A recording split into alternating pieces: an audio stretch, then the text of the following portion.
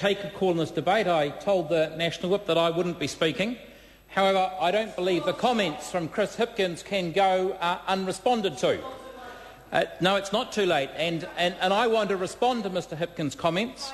But before I do, let me just briefly comment on the contribution of Kevin Haig.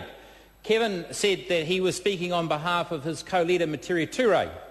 Materia serves with me as a member of the Electoral Law Legislation Committee, and the Green Party have advocated that there should be a cap on the coming referendum as to the change or possible change in the electoral system.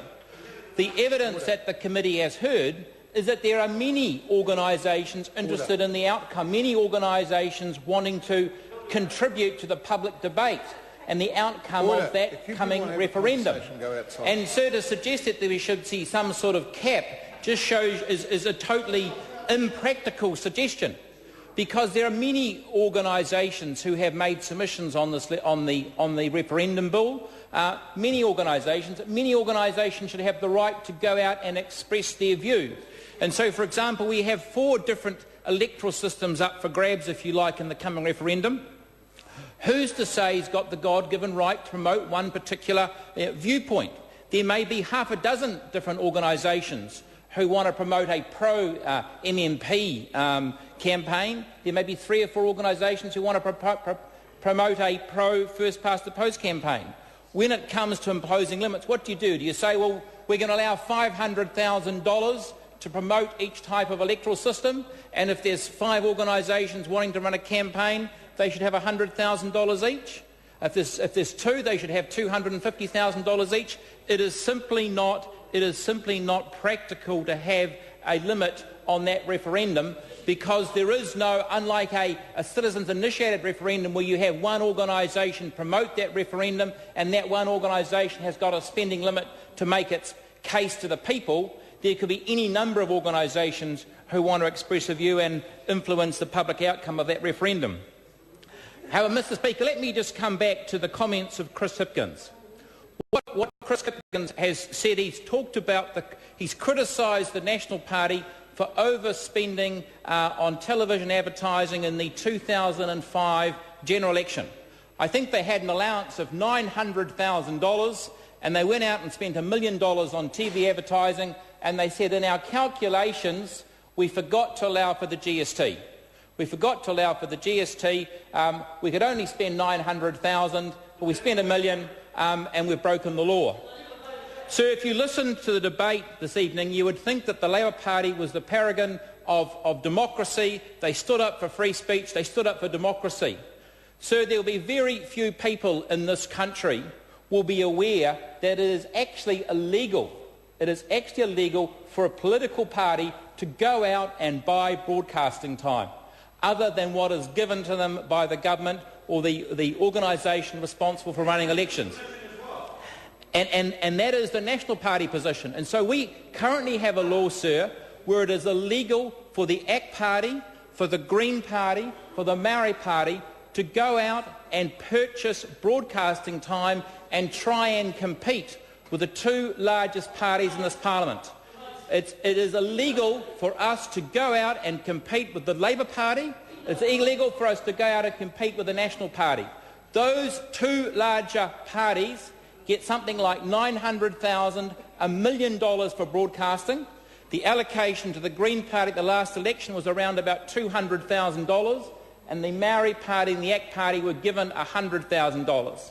The law of New Zealand makes it illegal for the ACT Party to go out and purchase additional time with its own money. We don't ask the taxpayer to pay for it. We don't ask the taxpayer to pay for that.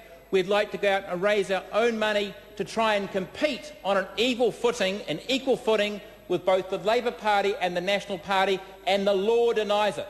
The law denies it. And we have a piece of legislation going through the Electoral Committee right now, sir, that could change that law, but I'm told that while the National Party would support that change, the Labour Party and the Green Party will not.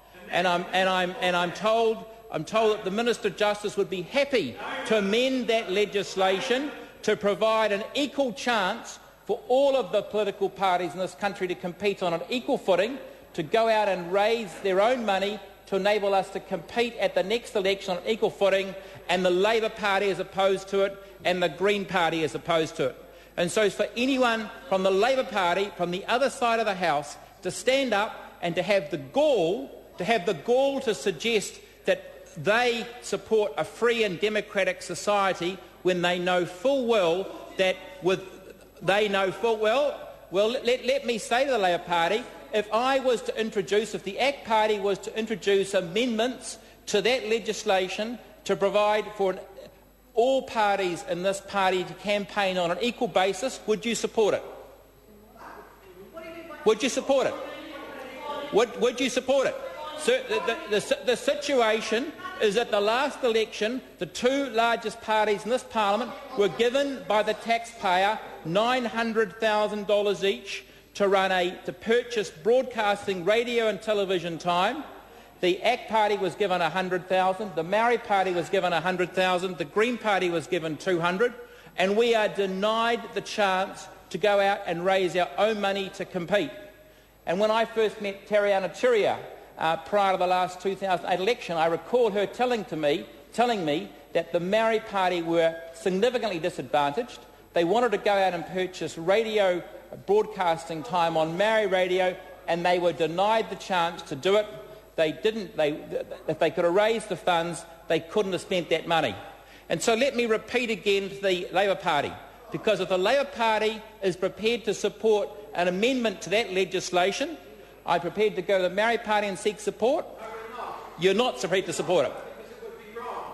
It would be wrong. We've just heard from Mr Parker that he thinks it's right for the Labour Party to be able to spend $900,000 on broadcasting time, the National Party to spend $900,000 on broadcasting time, and the smaller parties in this parliament are denied the chance to compete on an equal footing. And I'm not surprised that Mr Parker says that they oppose that, because I asked that question to Mr Little when he appeared on behalf of the Council of Trade Unions. I asked him why the Labour Party was opposed, whether he thought that was reasonable, and he said he thought it was. He thought it was perfectly acceptable for both Labour and National parties to have $900,000 to spend on broadcasting time, while smaller parties in this parliament, sir, will be denied the chance to compete on an equal footing. And so that tells you something about the principles of the two largest parties in this parliament. Thank you very much.